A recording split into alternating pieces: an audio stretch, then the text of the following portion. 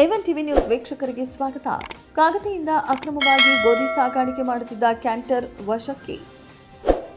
ತಾಲೂಕಿನಲ್ಲಿ ಇತ್ತೀಚೆಗಷ್ಟೇ ಸರ್ಕಾರಿ ನ್ಯಾಯಬೆಲೆ ಅಂಗಡಿಯ ಮೂಲಕ ರಾಗಿ ಅಕ್ರಮವಾಗಿ ಸಾಗಾಣಿಕೆ ಮಾಡಿರುವ ಪ್ರಕರಣ ಹಸಿರಾಗಿ ಇರುವಾಗಲೇ ಇದೀಗ ಸರ್ಕಾರಿ ಶಾಲೆ ಮತ್ತು ವಸತಿ ಶಾಲೆಗಳಿಗೆ ಸರಬರಾಜು ಮಾಡಬೇಕಿದ್ದ ಗೋಧಿ ಈಗ ಅಕ್ರಮವಾಗಿ ಕಾಳಸಂತೆಯಲ್ಲಿ ಮಾರಾಟ ಮಾಡಲು ಯತ್ನಿಸಿದಾಗ ಘಟನೆ ಬೆಳಕಿಗೆ ಬಂದಿದೆ.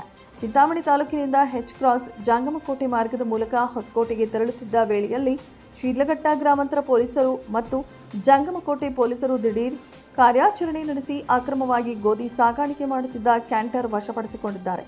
ಶಿಡ್ಲಘಟ್ಟ ಗ್ರಾಮಾಂತರ ಪೊಲೀಸ್ ಠಾಣೆ ಪಿಎಸ್ಐ ಸುನಿಲ್ ಮತ್ತು ಸಿಬ್ಬಂದಿ ಜಂಗಮಕೋಟೆ ಕ್ರಾಸ್ನಲ್ಲಿ ಸುಮಾರು 14 ಟನ್ 250ಕ್ಕೂ ಅಧಿಕ ಗೋಧಿ ಚೀಲಗಳನ್ನು ಹಾಗೂ ಕ್ಯಾಂಟರ್ ವಾಹನವನ್ನು ವಶಪಡಿಸಿಕೊಂಡಿದ್ದಾರೆ. ಪೊಲೀಸರು ಆಹಾರ ಇಲಾಖೆಯ ನಿರೀಕ್ಷಕಿ ವೆಂಕಟಲಕ್ಷ್ಮಿ ಮತ್ತು ಸಿಬ್ಬಂದಿ ಸಮ್ಮುಖದಲ್ಲಿ ಅಕ್ರಮವಾಗಿ ಸರಬರಾಜು ಆಗುತ್ತಿದ್ದ ಗೋಧಿ ದಾಸ್ತಾನು ಕುರಿತು ಮಹಜರು ನಡೆಸಿದ್ದಾರೆ. ಚಿಂತಾಮಣಿ ತಾಲೂಕಿನ ಪ್ರಭಾವಿ ವ್ಯಕ್ತಿಯೊಬ್ಬರು ಅಕ್ರಮವಾಗಿ ಗೋಧಿ ಸಾಗಾಣಿಕೆ ಮಾಡುತ್ತಿದ್ದಾರೆ ಎಂಬ ದೂರು ಕೇಳಿ ಬಂದಿದೆ. ಇದರ ಬಗ್ಗೆ ಸಮಗ್ರವಾಗಿ ತನಿಖೆ ನಡೆಸಿ ಕಠಿಣ ಕ್ರಮ ಜರುಗಿಸಬೇಕಾಗಿದೆ. ಈ ಸಂಬಂಧ ಶಿಡ್ಲಘಟ್ಟ ಗ್ರಾಮಾಂತರ ಪೊಲೀಸ್ ಠಾಣೆಯಲ್ಲಿ ಪ್ರಕರಣ ದಾಖಲಿಸಿಕೊಂಡು ಪೊಲೀಸರು ತನಿಖೆಯನ್ನು ಕೈಗೊಂಡಿದ್ದಾರೆ.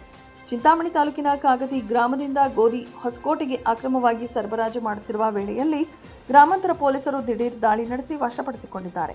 ಖಚಿತ ಮಾಹಿತಿಯ ಮೇರೆಗೆ ಪೊಲೀಸರು ದಾಳಿ ನಡೆಸಿ ಆಹಾರ ಇಲಾಖೆಯ ಅಧಿಕಾರಿಗಳ ಸಮ್ಮುಖದಲ್ಲಿ ವಶಪಡಿಸಿಕೊಂಡಿರುವ ಗೋಧಿ ಚೀಲಗಳ ಕುರಿತು ಮಹಜರು ನಡೆಸಿದ್ದಾರೆ. ಚಿಂತಾಮಣಿಯಿಂದ ಹೊಸಕೋಟೆ ತಾಲೂಕಿಗೆ ಸಾಗಾಣಿಕೆ ಮಾಡುತ್ತಿದ್ದ ವೇಳೆಯಲ್ಲಿ ಗೋಧಿಯನ್ನು ಪೊಲೀಸರು ವಶಕ್ಕೆ ಪಡೆದಿದ್ದಾರೆ.